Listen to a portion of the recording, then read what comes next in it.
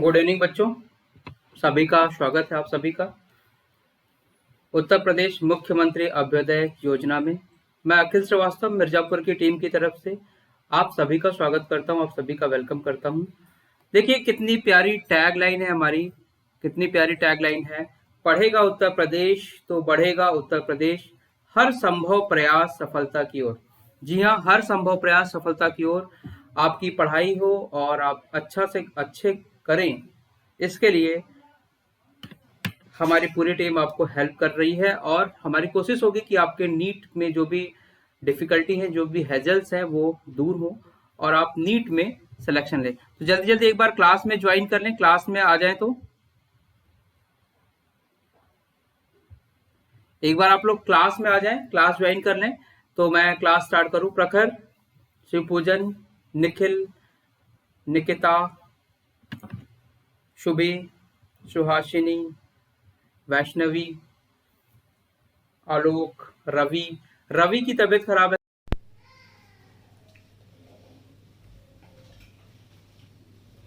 Hello बच्चों, चलिए आज स्टार्ट करते हैं केमिकल बॉन्डिंग। जल्दी जल्दी आप लोग क्लास में आ जाएं और क्लास के बाद देखिए बहुत ही इंपॉर्टेंट लेक्चर है आज का लेक्चर और इसके पहले वाले लेक्चर, दोनों ही लेक्चर बड़े इंपॉर्टेंट थे। पिछले लेक्चर में मैंने आपको मैक्सिमम चीजें समझा दी थी। क्या मैंने आपको शुभी हाइब्रिडाइजेशन निकालना सिखा दिया था, फिर मैंने हाइब्रिडाइजेशन के बाद एंगल और शेप के बारे में बात कर ली थी।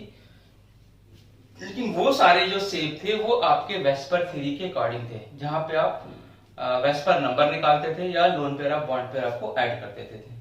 लेकिन अभी जो है आप हाइब्रिडाइजेशन भी सीख चुके हैं। हाइब्रिडाइजेशन वीपीटी का पार्ट है, वैलेंस बॉन्ड थ्योरी का। तो आप लोग जल्दी जल्दी क्लास में आ जाएं। तो इसके बाद मैं स्टार्ट करूं, आप लोग जल्दी से क्लास में एंटर करें तो मैं चीजों को स्टार्ट करूं। ठीक है, जल्दी जल्दी आप लोग क्लास में चलिए। तो देखिए वेस्पर तो आपने पढ़ लिया है।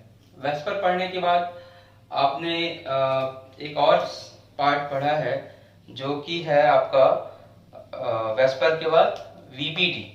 दोनों का एप्लीकेशन पार्ट मैं कंबाइंड वे से मैंने बोला था, एक चार्ट को फ्लो कर लेंगे, एक चार्ट को बना लेंगे और उस चार्ट से ही हम लोग चीजों को आगे ले चलेंगे। ठीक है, तो चलिए केमिकल बॉन्डिंग के इस पार्ट में मेरे ख्याल से आज आपको लाइट वेट की कोई प्रॉब्लम नहीं होगी, सारी चीजें दिख रही होंगी, वॉइस क्लियर होना चाहिए। ठीक है, तो चलिए देखते हैं इसे केमिकल बॉन्डिंग में क्या करना है हमें। तो देखिए सबसे पहले एक हेडिंग डाल दीजिए, geometry of the compound. Geometry of compound आप एक साथ में ज्योमेट्री बताऊंगा, ऐसा नहीं कि वेस्पर के अकॉर्डिंग बताऊं फिर वीपीटी के अकॉर्डिंग बताऊं, कंबाइंड वे से बताऊंगा और ये चार्ट आपके पास रहेगा। एग्जाम में जाते समय आप इसे देख लीजिएगा और उसी से आप कर लीजिएगा, उतना आप रिवाइज कर लीजिएगा, हो जाएगा। ठीक है, तो यहाँ पे आप लिखिएगा इस साइड में। ठीक है, यहाँ पे लिखिएगा बॉन्ड पेयर, सेकेंड यहां लिखिएगा लोन पेयर, तीसरा लिखिएगा हाइब्रिडाइजेशन,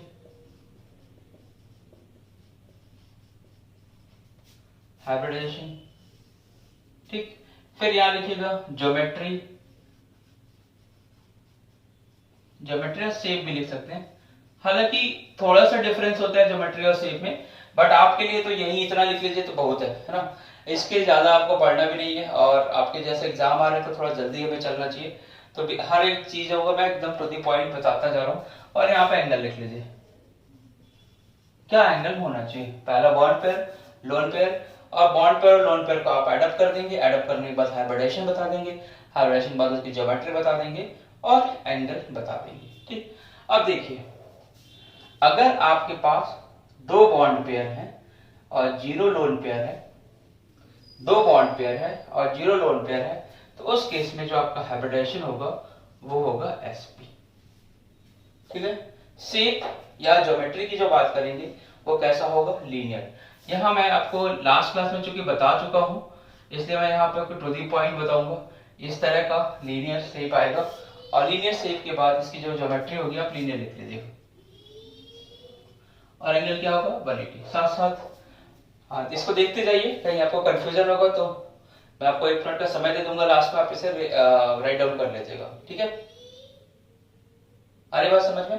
तो इतनी चीज करो, bond pair, lone pair, hybridization, geometry, angle, ये सारा चीज लिख लो।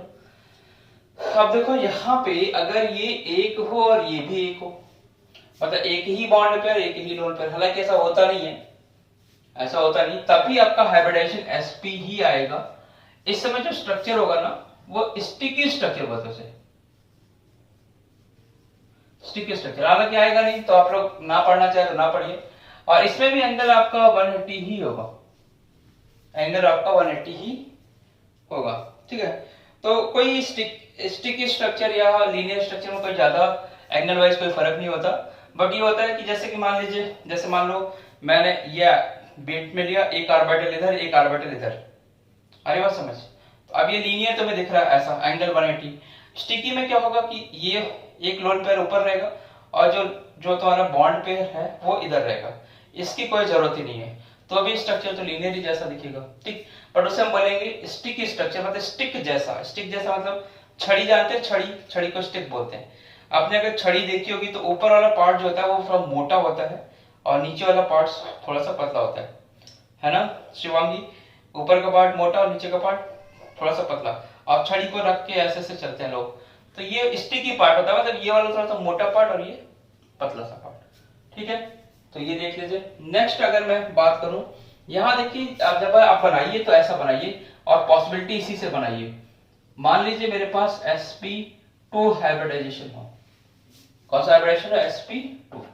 अब sp2 हाइब्रिडाइजेशन है तो बच्चे यहाँ पे देखो आपकी पॉसिबिलिटी क्या हो सकती है, 2 बॉन्ड पेयर हो और 0 लोन पेयर हो।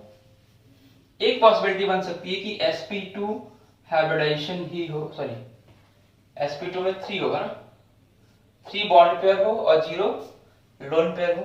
एक पॉसिबिलिटी बन सकती है कि 2 बॉन्ड पेयर हो और 1 लोन पेयर हो, तभी आपका sp2 हाइब्रिडाइजेशन ही होगा।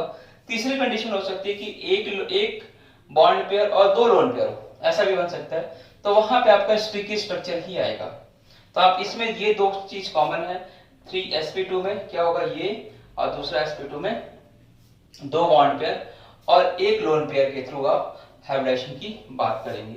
अच्छा, अब यहाँ 3 है तो आपको क्या करना था, मैंने बताया था, एक पॉइंट ले लो और उससे 3 लाइन ड्रॉ कर दो। एक पॉइंट और 3 लाइन, इसको जब मिला दोगे बेटा तो ये कैसा होगा, ट्रायंगुलर प्लेनर,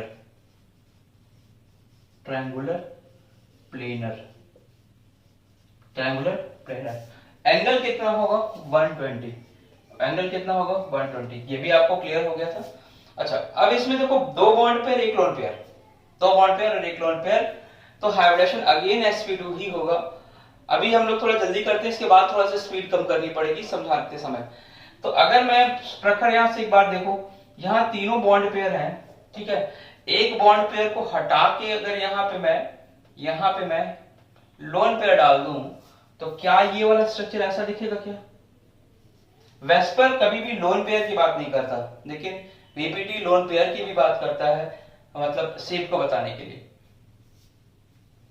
तो देखो ये कैसा शेप दिख रहा है तुम्हें, क्या ये वी शेप दिख रहा है क्या? देखिए वी आपने पढ़ा ना, ऐसा वी होता है, ठीक है। ये क्या इन्वर्टेड वी है, देखिए उल्टा वी है ना।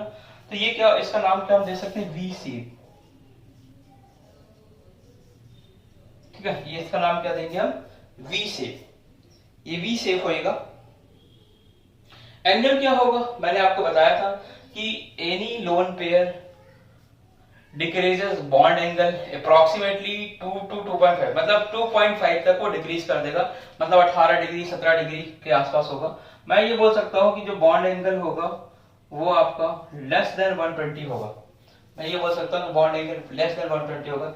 एग्जैक्ट क्या होगा, एग्जैक्ट वैल्यू डिपेंड करेगी स्ट्रक्चर पे, ठीक है, स्ट्रक्चर पर डिपेंड करेगी। तो अगर आपने यहाँ बल्कि ग्रुप ले लिया, वहां पर रिपल्सन स्टार्ट हो गया, तो हो सकता है 118.5 हो जाए, ठीक है, 117.5 भी हो सकता है, तो कुछ भी हो सकता है, बट ये है कि थोड़ा सा कम होगा।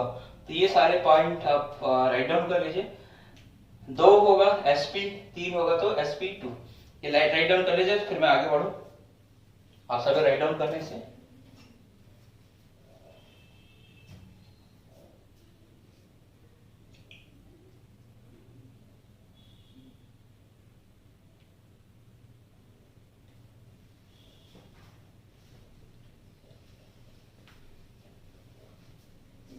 देखिए अब मैं इसको चेंज कर रहा हूं।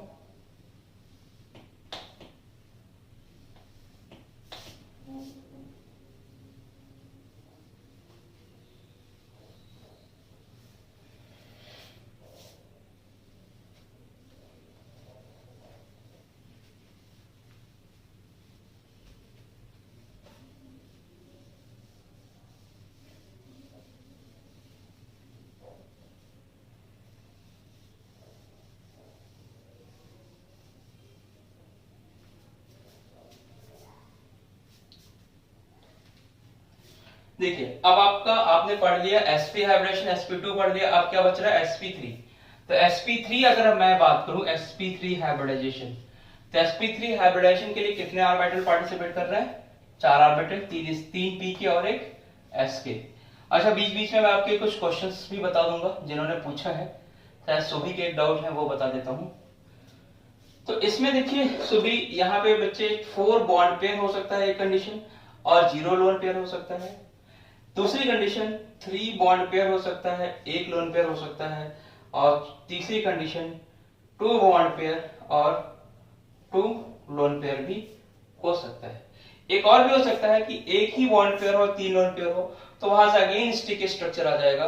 तो स्टिकी स्ट्रक्चर के लिए कोई नो डाउट है, लेकिन स्टिकी स्ट्रक्चर आपसे पूछा नहीं जाता है। आपसे सिर्फ इतनी चीजों को ध्यान में रखना है कि sp3 होने के बाद हमारे पास 3 कंडीशन बन जाएगी, 3 मेजर कंडीशन बनेगी। उसके हिसाब से आपको बताना है कि इसका ज्योमेट्री क्या है, इसका एंगल क्या है, रेक्टेंगल। चलिए अब यहाँ पे तीन, अगर मैंने बताया था कि चारों के चारों बॉन्ड पेयर ही बनते हैं, लोन पेयर ना हो, ठीक है प्रखर, तो that structure is known as regular structure. But यहाँ पे अगर मैं बात करूं तो this structure is known as, this structure is known as, कौन सा स्ट्रक्चर हो ये शुभांगी या वैष्णवी बताओ? इसको हम क्या बोलते हैं? Distorted structure. ये वाला डिस्टॉर्टेड स्ट्रक्चर होता है, ठीक है। तो अब देखो बेटा यहाँ पे ज्योमेट्री, अब हम ज्योमेट्री की बात करते हैं। हाइब्रिडेशन क्लियर हो गया। 4 का मतलब हो गया, यहाँ मैं छोटा सा बना रहा हूँ, मैंने इसके पहले वाली क्लास में काफी डिटेल में डिस्कस कर रखा है। इस छोटे से बना के मैं सारों को मिला दूं तो that structure is known as tetrahedral structure. Tetrahedral बनता है यहाँ पे, इसको हम बोलते हैं बच्चे टेट्राहाइड्रल। टेट्राहाइड्रल ये थोड़ा मैंने जगह कम कर दिया है, आप थोड़ा बड़े से लिखिएगा, टेट्राहाइड्रल स्ट्रक्चर। ये बड़ा इंपॉर्टेंट चीज है, ये यही पूछा जाता है। हाइब्रिडाइजेशन दे देगा, उसका स्ट्रक्चर पूछ लेगा आपको कि कैसा स्ट्रक्चर है, ठीक। अब एंगल आपने देखा था इसमें 109 था, ये भी अब आपको बता रखा है मैंने, सॉरी यहाँ दे देता हूँ 109 है ना, ये आपका एंगल था 109। ये कब होगा टेट्राहाइड्रल? ये टेट्राहाइड्रल कब होगा? जब इसके चारों के चारों बॉन्ड पेयर होंगे, लोन पेयर इसमें 0, चारों के चारों बॉन्ड पेयर हो, लोन पेयर 0 हो।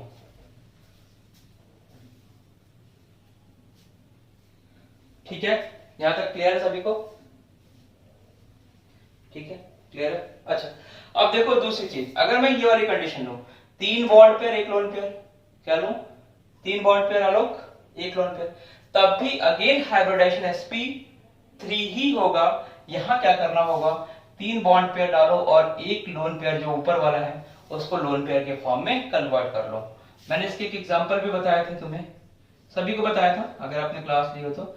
ऐसा स्ट्रक्चर बनेगा, देखिए इसको आप ऐसे मिला दीजिए सभी, ठीक है। तो देखिए ऊपर इसको आपको मेजर स्ट्रक्चर बना उसी स्ट्रक्चर में चेंज कर दो, चीजें बन जाएंगी, बस इतना ही ध्यान रखना आपको।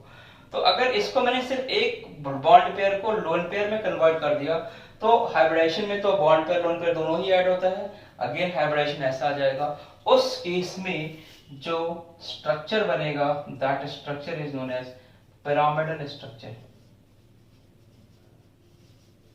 वेरी इंपॉर्टेंट थिंग, हमेशा क्वेश्चन आता है। इसका एग्जांपल है अमोनिया। देखना अमोनिया में देखो 3 बॉन्ड पेयर होता है और एक लोन पेयर, तो that structure is known as pyramidal structure. आ रही बात समझ में? आदित्य बात समझ आ रही है? शिवांगी, प्रखर, शिवपूजन, निखिल, सभी को बातें समझ आ रही है? अब दूसरी बात बताइए मुझे, अगर आपको ये पिरामिडल स्ट्रक्चर दिख रहा है, तो एंगल की अगर मैं बात करूं तो एंगल क्या करेगा, 2 से 2.5 कम हो जाएगा, तो यहाँ पे एंगल आएगा आपका 107 के आसपास आएगा, मतलब 7 डिग्री समथिंग, बस उसके आसपास आएगा। बट स्ट्रक्चर क्या होगा, पिरामिडल होगा, ठीक है, पिरामिडल होगा। रादर देन कि इससे कोई ऐसा ग्रुप, हाइड्रोजन की जगह आपने अगर कोई बल्कि ग्रुप डाल दिया C2H5, यहाँ पे C2H5, यहाँ C3H7, तब हो सकता है एंगल थोड़ा सा चेंज हो जाए, ठीक। पर नॉर्मल केस में लगभग इतना ही आएगा। तो और आपका अमोनिया का अगर पूछे तो ऑब्वियस सी बात है 107। चलिए थर्ड कंडीशन यहाँ पे बनती है 2 और 2 पर। ये वाला और ये वाली कंडीशन मैंने नहीं बताई थी लास्ट क्लास में। ये वाली थ्योरी वीपीटी ने एक्सप्लेन होती है और ऊपर वेस्पर से एक्सप्लेन होती है। मैंने सभी को एक जगह उठा के पुट कर दिया। तो यहाँ पे देखिए जब 2 और 2 की कंडीशन बनेगी, अगेन हाइब्रिडाइजेशन sp3, बट जब स्ट्रक्चर होगा, इस स्ट्रक्चर में ऊपर वाला और नीचे वाला, अरे बेटा बात समझ में, ऊपर वाला बॉन्ड और नीचे वाला बॉन्ड को ब्रेक कर देगा। जैसे तुमने इसे ब्रेक किया, अब देखो स्ट्रक्चर कैसा बनेगा। हालांकि नीचे लोन पेयर नहीं आता, लोन पेयर ये ऊपर ही रहता है उसके पास, हम अपने अकॉर्डिंग बना लेते हैं, नीचे होता वो ऊपर है। तो अब ये तुम्हें कैसा फिर से वी शेप देख रहा है, देखो ऐसा उल्टा वी शेप, या हम इसे बोल सकते हैं बेंट स्ट्रक्चर। क्या बोल सकते हैं, वी शेप।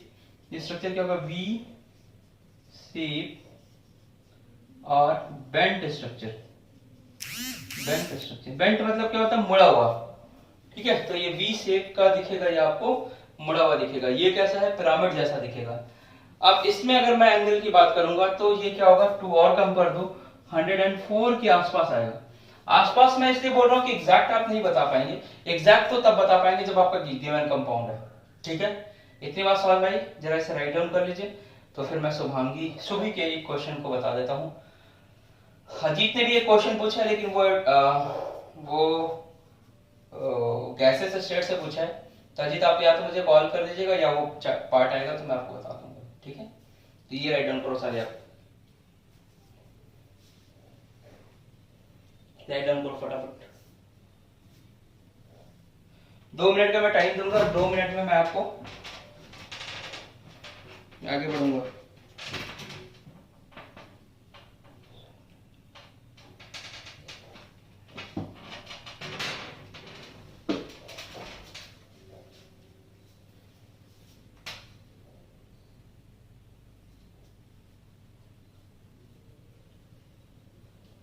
ठीक है, तो ये हो गया आपका हाइब्रिडेशन का, sp3 हाइब्रिडेशन का पिरामिडल शेप, वी शेप, बहुत ही कॉमन क्वेश्चन है। जैसे इसका एग्जांपल आप देखेंगे तो H2O है, H2O है, ये करा भी रखा है क्लास में कई बार मैंने।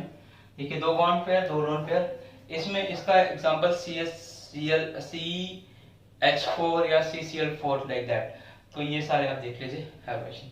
मैंने इसको बताया था कि इस टेट्राहेड्रल स्ट्रक्चर को समझने के लिए आप जिस रूम में बैठे हुए हैं वहां के फैन को देख लीजिए, एक ब्लेड, एक ऊपर डायना और 3 ब्लेड नीचे, थोड़ा सा उसे टिल्टेड कर दीजिए और सारे पॉइंट्स को मिला दीजिए, आपका टेट्राहेड्रल स्ट्रक्चर आ जाएगा, ठीक है।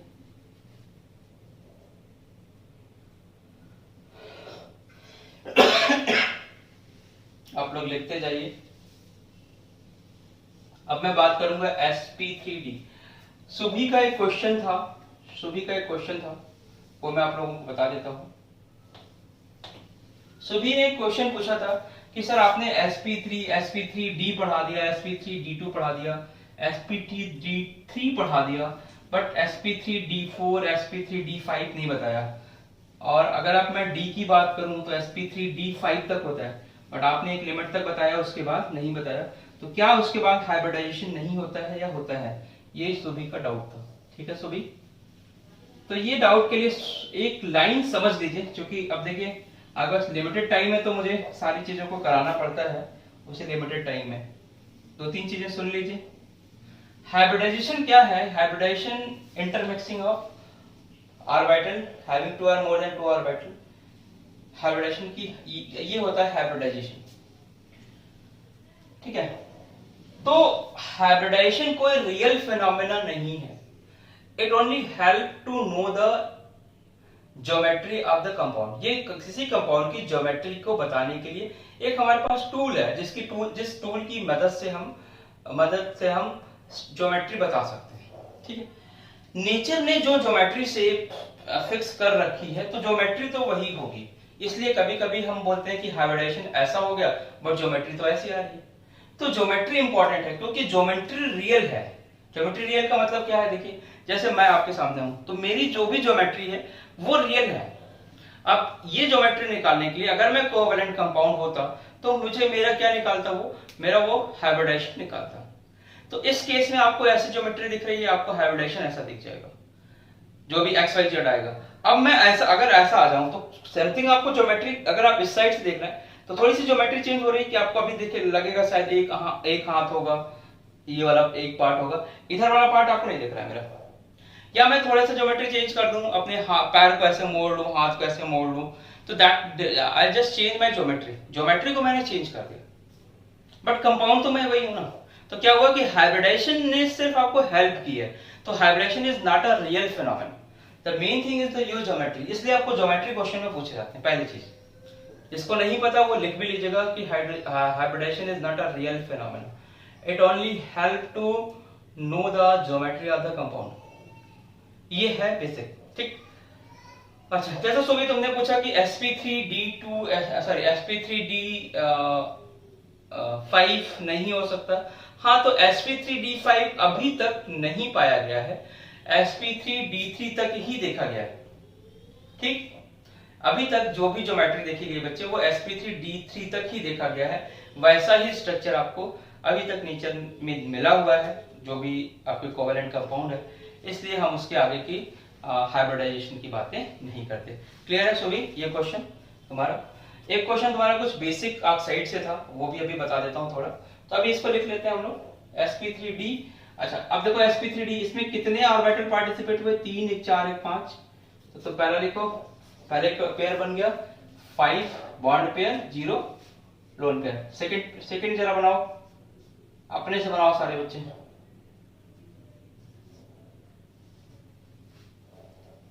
2 3 भी हो सकता है, बट वहां तक जाने की जरूरत नहीं है, यहीं तक आप जाइए।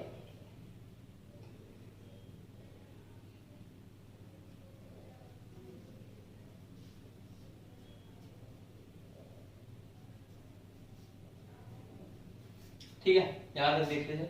अब यहां देखिए 5 जो बना, मैंने आपको बताया था इसमें जो स्ट्रक्चर बनेगा, ठीक है, कंडीशन समझ में आ गई होगी। 5 0 4 1 3 2 है ना। अब देखिए इसकी ज्योमेट्री मैं यहां लिख देता हूं आपको, आप लोगों को प्रॉब्लम नहीं होगी। यहां समझाता हूं आपको। ये जो आपने sp3 पढ़ा और sp3d पढ़ने जा रहे हैं, ये दोनों ही बहुत ही इंपॉर्टेंट है, ध्यान से पढ़िएगा इसे, है ना।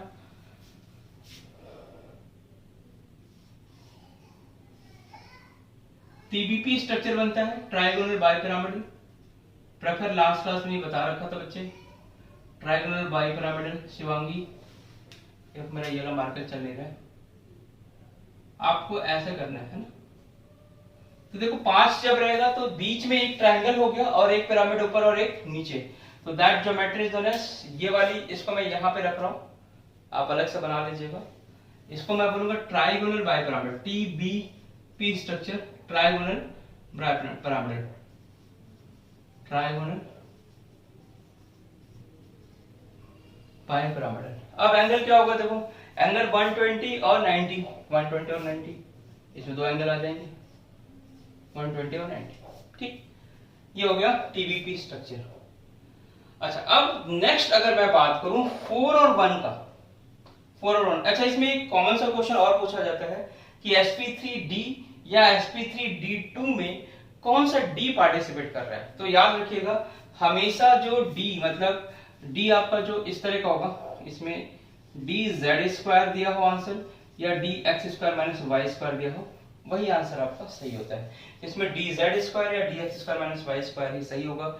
अगर इन दोनों में कंपेयर किया जाए तो dz², ठीक है। ऑप्शन में एक ही होगा, आपको कंफ्यूज होने की कोई जरूरत नहीं होगी, तो dz² लगा दीजिएगा।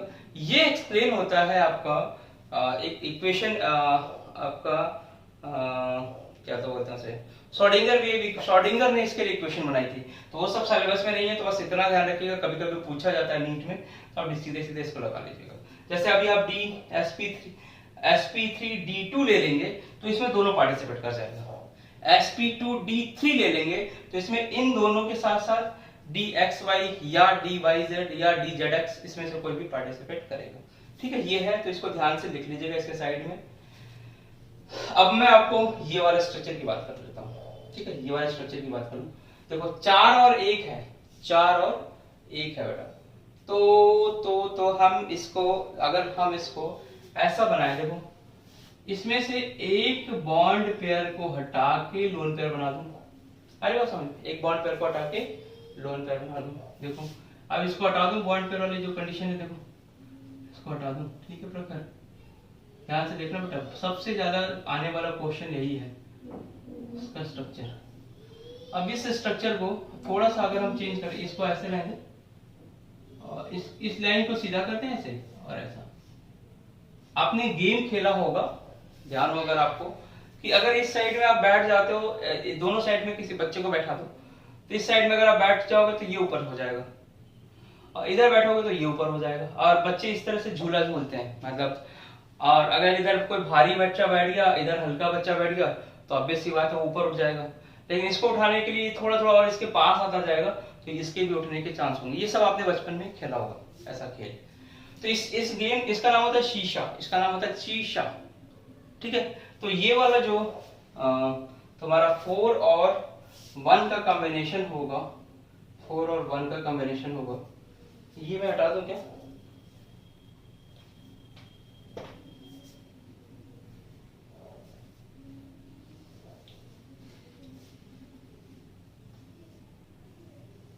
ये क्या होगा? शीशा, शीशा गेम होता है। ठीक है, शीशा गेम होता है। एंगल की बात करोगे तो चूंकि यहाँ पे एक वो आ गया है लोन पेयर, तो एंगल को थोड़ा थोड़ा कम कर देगा। तो थोड़ा सा एंगल कम करके आप लिख दो, जो भी आएगा वो देख लीजिएगा। एग्जैक्ट मैं ये नहीं बोलूंगा कि इतना ही आएगा या इतना ही आएगा, ये मैं बोलूंगा कि एंगल थोड़ा सा कम हो गया। कहीं कहीं बुक में एग्जैक्टली उसने दे दिया है कि ऐसी वैल्यू होगी, बट कभी वो 2 करेगा या 2.5 करेगा, डिपेंड करेगा स्ट्रक्चर पे। इसलिए मैं कह रहा हूँ स्ट्रक्चर पे डिपेंड करेगा, मतलब हाइब्रिडेशन सिर्फ आपको हेल्प कर रहा है, हाइब्रिडेशन कोई रियल फिनोमेना नहीं है, ये आपका सिर्फ हेल्प कर रहा है। रियल चीज आपकी ज्योमेट्री है, इसलिए मैंने बार बार आपको ये बोला है। ठीक है, अब जरा देखिए 3 और 2 की मैं बात करूं, 3 और 2 की बात करूं, मतलब मैं ये बोलूं तीन बॉन्ड पेयर है और 2 लोन पेयर, 3 बॉन्ड पेयर है और 2 लोन पेयर। तो देखो यहाँ पे इसमें से एक इसको गायब कर दो, फिर उसको क्या कर दो, बॉन्ड पेयर, उसको लोन पेयर में लेके चले जाओ, और इस लाइन को थोड़ा सा जो टेढ़ा है ना उसको सीधा कर दो। अब देखो क्या ये तुम्हें टी शेप दिख रहा है क्या ये तुम्हें टी शेप दिखेगा क्या? यहां से अगर इसको भी गायब कर दोगे तो बच्चे ये टी शेप दिखेगा ना, देखो। तो ये वाला जो होता है इस केस में ये पूछा जाता है आपसे, ये होगा टी शेप, ठीक है, ये लिख लीजिए। एक और लिख लीजिएगा उसके बाद, एक उसका रुक जाइए अभी। टी से एक और चेंज हो जाए, अगर आपके 2 बॉन्ड पेयर हो जाए और 3 लोन पेयर। यहाँ पे हम ये वाला केस देखते हैं, 3 बॉन्ड पेयर, 2 बॉन्ड पेयर और 3 लोन पेयर हो जाए, तो यहाँ क्या करो, इसके सारी चीजों को हटा दो, देखो सारे बॉन्ड को हटा दो। अब स्ट्रक्चर तुम्हें कैसा दिख रहा है? लीनियर। स्ट्रक्चर कैसा दिख रहा है? लीनियर। तो इस केस में, यानी ये वाला जो केस होगा, ये आपका लीनियर आएगा। ये बड़ा इंपॉर्टेंट है। तो टी शेप, लीनियर, शीशा कैसा बनेगा? लीनियर का आपका एंगल पता है 180 होगा। इसका एंगल क्या करोगे, इससे भी थोड़ा सा कम कर दोगे, बस इतना ही है। इसका जो एग्जांपल है वो होता है I3 माइनस का 1, ऐसा कुछ होता है। हाँ यही होता है I3 माइनस, इसके एग्जांपल है। एक बार आप देख लीजिए और इसे लिख लीजिए, तो मैं थोड़ा आगे बढ़ूं।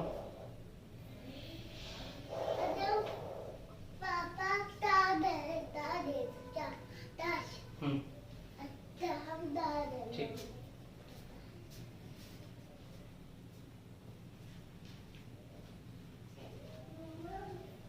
राइट डाउन करो।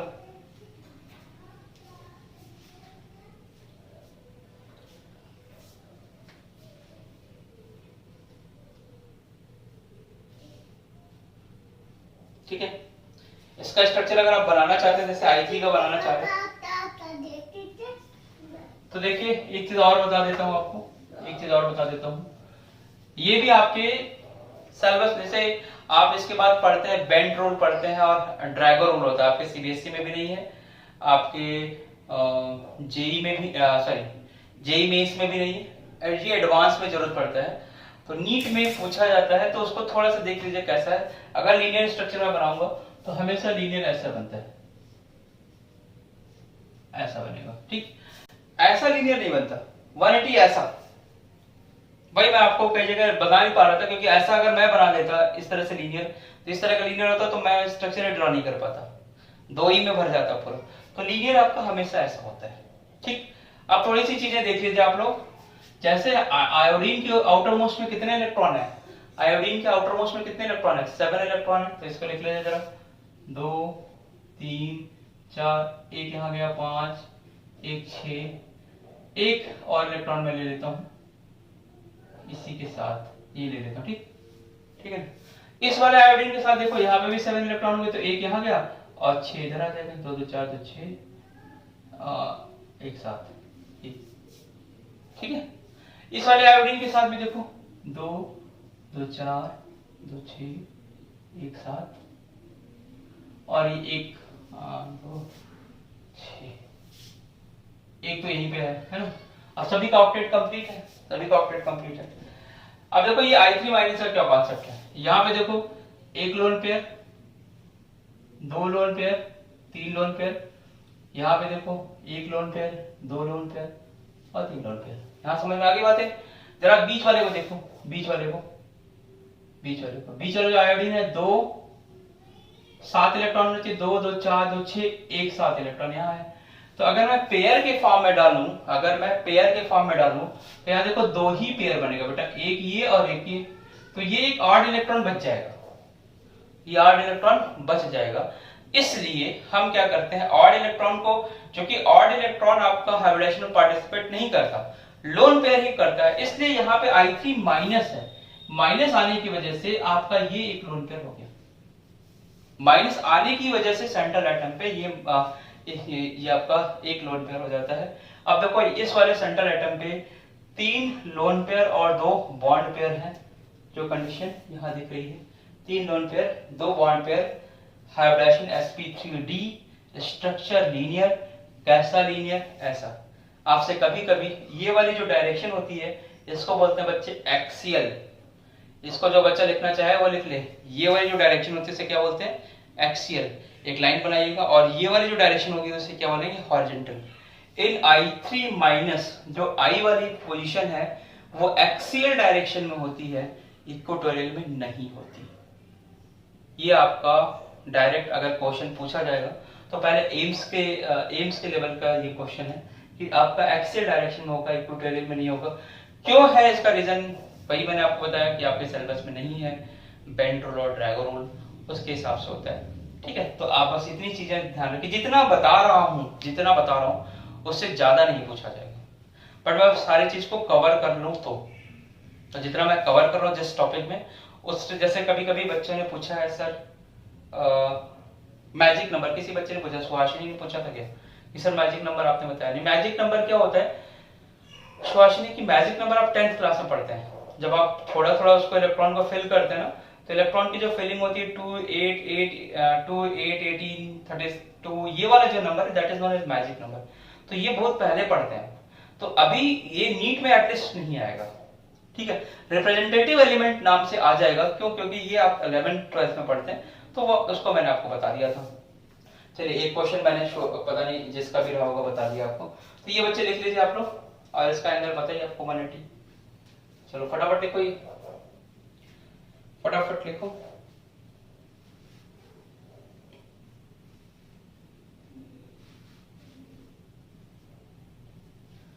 मैं इसलिए सोच रहा था आपको इस क्लास को बोर्ड पे ले लूं, क्योंकि ये सारी चीजें समझानी थी मुझे, और जो भी है आप थोड़ा थोड़ा, मैं जो बीच में आपको टाइम दे रहा हूँ उसमें ये स्ट्रक्चर जो आपको नहीं पता है इसे लिखते भी जाइए। ऐसा नहीं कि सर ने तो लिखा नहीं, I3 का लिखा है बस, I3 में कौन सी चीज कहाँ लिखी है वो सब भी आपकी ड्यूटी है, ये लिखिए, ठीक है। सीसा का स्ट्रक्चर जो है, आप टी शेप का स्ट्रक्चर, एनसीईआरटी ने एक वो सल्फर का कोई एग्जांपल दे रखा, वहां से देख लीजिए। इसका एग्जांपल होता है PCl5 वाला, इसके एग्जांपल एक बार देख लीजिए। कुछ एक कॉमन से एग्जांपल जो दिए हैं वो देख लीजिए, तो भी ठीक है। नहीं है तो आप निकाल लीजिए, कोई दिक्कत नहीं। मैंने आपको बता ही दिया है कि 30 सेकंड में आप क्या करेंगे, आप उठा के बना लेंगे और हाइब्रिडाइजेशन आप निकाल लेंगे 30 सेकंड। चले आगे बढ़े बच्चे, आगे बढ़े इससे। जल्दी बताओ, लिख लिया तो आगे बढ़े।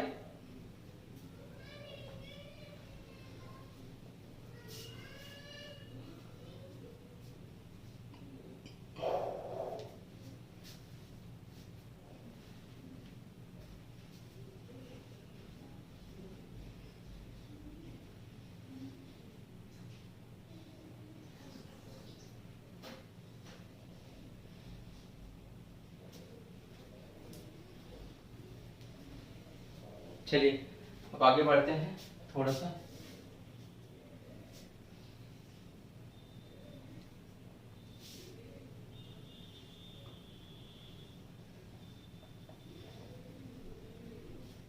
सभी बेटा बात समझ में आ गई? क्यों आपका sp3d3 समथिंग कुछ होता है, नहीं होता है। और ये अच्छी बात है कि आप लोग क्वेश्चन पूछते हैं, तो क्वेश्चन पूछने में मत डरिए। हाँ, जो रेलेवेंट क्वेश्चन होगा वो मैं जरूर बताऊंगा। हो सकता है कुछ क्वेश्चन बताते समय थोड़ा लेट हो जाए, क्योंकि आपको समझिए कि आपको कितनी फास्ट पढ़ाई करनी है। चलिए अब अच्छा ये भी मिटा दो, अब नेक्स्ट आ जाएगा। इसके बाद एक और होगा, वो भी इसके बाद खत्म हो जाएगा। अब डिस्टॉर्टेड स्ट्रक्चर है कि रेगुलर स्ट्रक्चर, ये बताने की जरूरत नहीं, क्योंकि सब कुछ हो चुका है आपका कहानी। अभी थोड़ा सा गीला होगा तो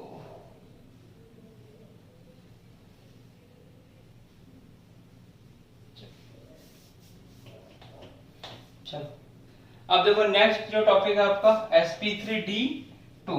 स्वाशिनी क्या आएगा बेटा? शिवांगी sp3d2। आदित्य ये वाला हाइब्रिडेशन आएगा। प्रखर अच्छा जी, इसकी क्या पॉसिबिलिटी होगी? 3 तो 4 5 6 ऑर्बिटल दिख रहे हैं। 6 ऑर्बिटल दिख रहा है, तो बॉन्ड पेयर कंडीशन क्या क्या हो सकती है? बॉन्ड पेयर 6 हो जाए, लोन पेयर 0। दूसरी कंडीशन क्या हो सकती है?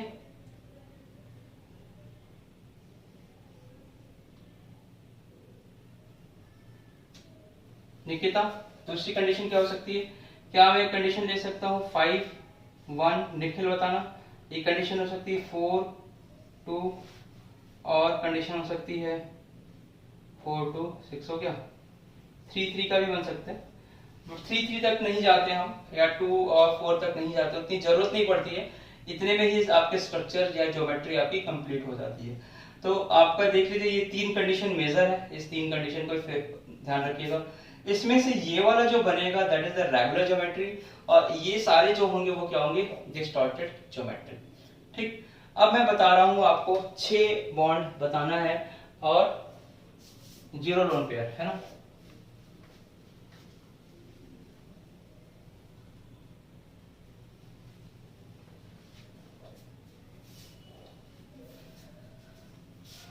छह बॉन्ड पेयर। अब इसको भी मैं बाहर ही बता देता हूं आपको, यहां पे देखिए मैंने ये भी बताया था आपको।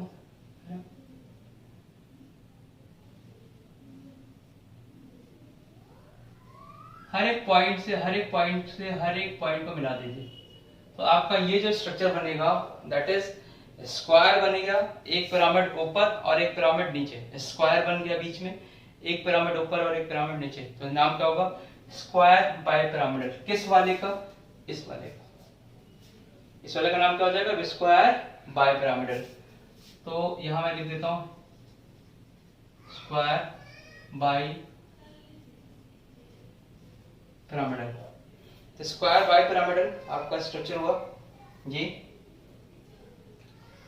एंगल क्या होगा? 90 90 होगा, दिख ही रहा है आपको। ये बढ़ाया भी है तो कोई दिक्कत नहीं है आपको, एंगल आपका 90 90 हो गया। सेकंड स्ट्रक्चर जब मैं बना रहा हूं तो 5 बॉन्ड पेयर आ रहा है, 1 लोन पेयर आ रहा है। 5 बॉन्ड पेयर, एक लोन पेयर। तो बॉन्ड पेयर वाला कहाँ से हटाओगे? बॉन्ड पेयर वाला कौन सा हटा दो? या ऊपर से हटा दो या नीचे, क्योंकि इन्हीं की लेंथ सेम होगी। तो मान लो मैंने नीचे से हटा दिया ये वाला, ये वाला, ये वाले स्ट्रक्चर हटा दिया, ये वाले स्ट्रक्चर हटा दिया, कुछ नहीं। ठीक है, तो अब देखो ऊपर वाली जो चीज है आपको यहाँ पे दिख रहा होगा कि ये पिरामिड बन गया, और यहाँ पे क्या दिख रहा है? प्लेन। कौन सा प्लेन? Square plane. तो इसका नाम क्या होगा? Square pyramidal. इसका नाम क्या होगा? Square pyramidal. तो जो यहाँ बाई पिरामिडल लिखा आपने, यहाँ सेकंड वाले केस में, यानी इस वाले केस के लिए क्या करेंगे? इसका नाम स्क्वायर पिरामिडल, ये हो जाएगा। एंगल आपको अभी पता है, थोड़ा सा चेंज हो जाएगा 90 से, क्योंकि एक लोन पेयर आ गया। ठीक, एक 90 होगा, दूसरा 90 से थोड़ा सा कम, जहां से आपने लोन पेयर डाले। ठीक, तीसरी कंडीशन होगी ये वाली, इसमें भी अगेन sp3d2 हाइब्रिडाइजेशन ही होगा। 4 2 6 है, निकालेंगे कैसे बता रखा मैंने कुछ एग्जांपल आपके। और इसमें जो है, इसमें जो देखो 4 बॉन्ड पेयर, 2 लोन पेयर, फिर एक लोन पेयर ऊपर वाला गायब कर दो, एक लोन पेयर ऊपर वाला गायब कर दो। अब तुमने ऊपर वाला लोन पेयर गायब कर दिया, नीचे वाला लोन पेयर गायब कर दिया, तो क्या तुम्हारा पिरामिड वाला स्ट्रक्चर गायब हो गया? ऊपर की पिरामिड गई, नीचे की पिरामिड बच गई। तो अब जरा सुपोजन बताओ कि बीच वाला स्ट्रक्चर कैसा रहा आपका? बीच वाला स्ट्रक्चर कैसा रहा आपका? क्या आपका बीच वाला स्ट्रक्चर स्क्वायर रहा? क्या बीच वाला स्ट्रक्चर स्क्वायर था? तो ये स्ट्रक्चर हो जाएगा स्क्वायर। स्क्वायर कैसा है? Square planar. ठीक है, स्क्वायर प्लेनर। इसके बाद ये वाली कंडीशन नहीं बनती, मैंने बताया था, ये वाली कंडीशन थोड़ी सी प्रोबेबिलिटी कम होती है, क्योंकि अगर आप इसे बना देंगे तो आपको दिखने लगेगा कि ट्रायंगुलर बन गया, इसको बना देंगे तो आप बोलेंगे लीनियर हो गया। तो ऐसे स्ट्रक्चर इसमें नहीं बनती है, इसमें यही आपके हाइब्रिडाइजेशन में ये चीज आती है। तो इसके थोड़ा सा एंगल देख लीजिए आप, क्या होता है। कहीं आपका जो स्क्वायर प्लेनर होता है, अब जो स्क्वायर प्लेनर होता है, स्क्वायर प्लेनर में आपका 90 डिग्री होता है, और ये क्या होता है? 90 से थोड़ा सा कम होता है। ठीक है, तो ये लिख लीजिए आप लोग ज्योमेट्री में। एक लास्ट है आपका,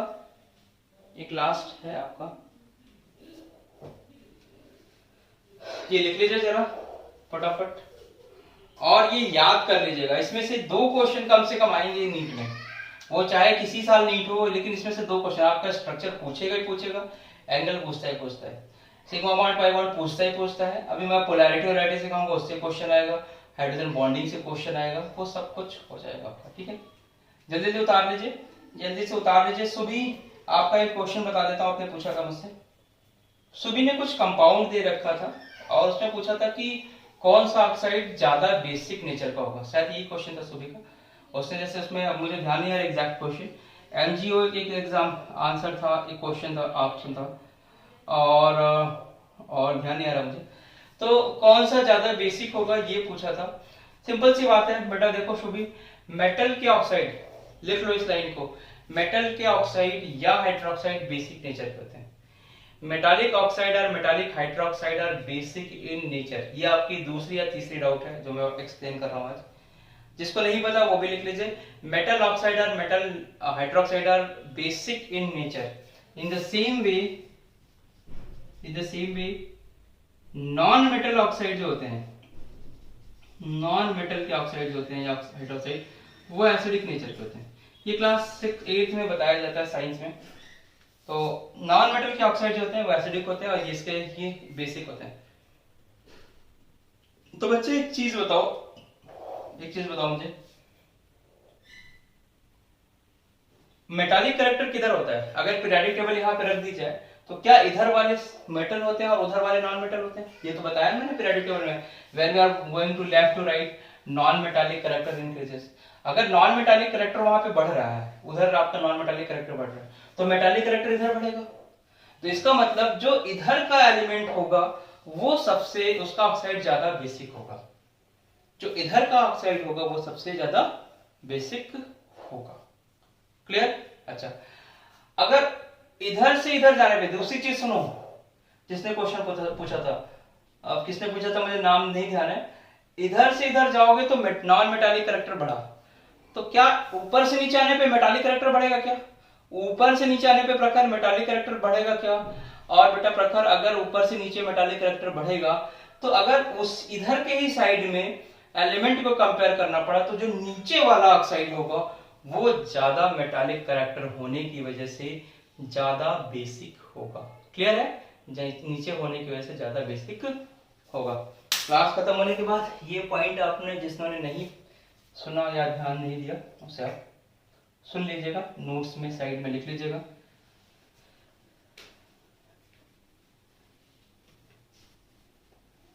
ठीक है, तो ये हो गया आपका। हाँ एक और आएगा आपका, ये हो गया होगा आपका।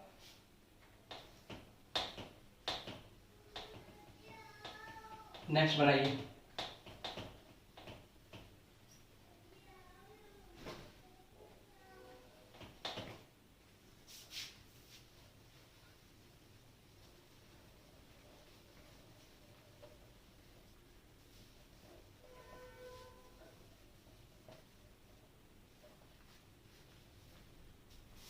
सुबी, शिवांगी,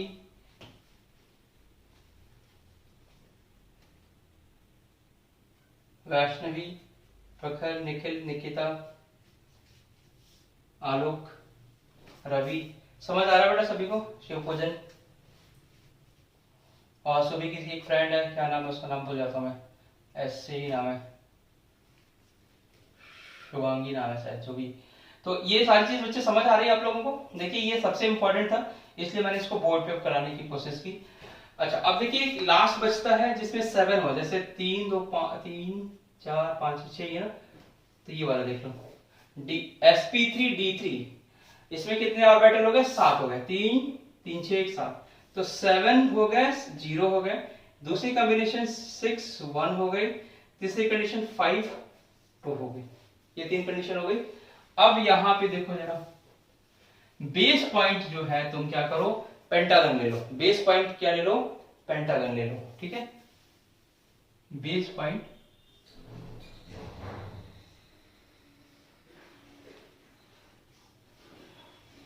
पेंटागन ले लो। ठीक है, अब पेंटागन लेने के बाद एक लाइन ऊपर और एक लाइन नीचे।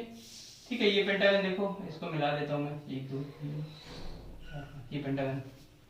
और एक लाइन ऊपर देखो, हमेशा जो एक्सियल वाला जो बॉन्ड लेंथ होता है वो ज्यादा लंबा होता है इन कंपैरिजन टू इक्विटोरियल, क्योंकि एक्सियल वाले बॉन्ड लेंथ को ज्यादा रिपल्सन मिलता है। Due to high repulsion bond length बड़ी हो जाती है। ये क्वेश्चन भी पूछा जाता है, एनसीईआरटी ने भी दिया, ध्यान भी रखिएगा। एक्सियल की बॉन्ड लेंथ हमेशा ज्यादा होती है, नोट्स में लिख लीजिएगा, मैंने बोला है जो वो लिख लीजिए। एक्सियल की बॉन्ड लेंथ ज्यादा होती है due to the high repulsion, repulsion ज्यादा होता है, लेकिन इक्विटोरियल में उतना रिपल्सन नहीं मिलता है, तो हमारा बॉन्ड लेंथ उतना ज्यादा नहीं होता। तो अब देखो बेटा यहाँ पे एक इसको सबको मिला दो। ठीक है, हर एक पॉइंट से मिला दोगे बॉन्ड बन जाएगा ये। ठीक, अब 7 बॉन्ड पेयर 0 लोन पेयर हो तो तुम्हें कैसा दिख रहा है? ये पेंटागन बन रहा है बीच में, और एक पिरामिड ऊपर एक पिरामिड नीचे, तो इसका नाम क्या हो जाएगा? पेंटागोनल बाइपिरामिड।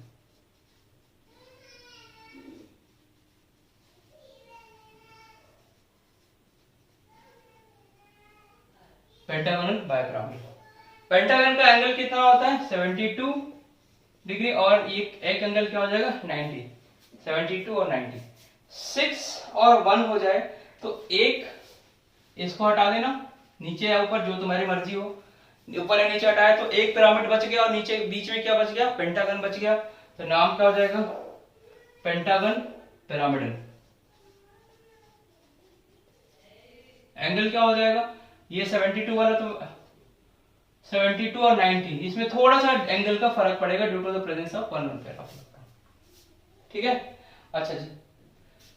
अब इसकी बात करो, इसमें क्या करो? दोनों को उड़ा दो, ऊपर वाले को भी हटा दो, नीचे वाले को भी हटा दो। अब क्या बन जाएगा? ये pentagonal planar, pentagonal planar. Angle क्या होगा? 72 डिग्री। अब ये दोनों साइड से एंगल रहेगा, इसलिए यहाँ पे 72 से ज्यादा फर्क नहीं पड़ेगा। इसे लिखो फटाफट,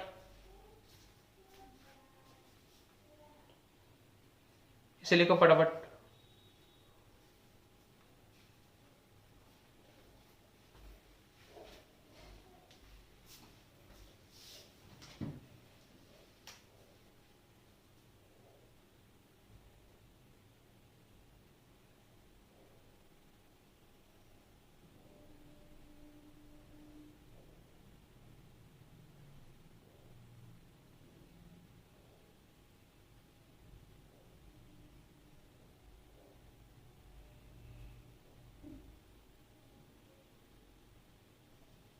ठीक है, तो कर लीजिए। होप कि आपको ये चीजें समझ में आ गई होंगी।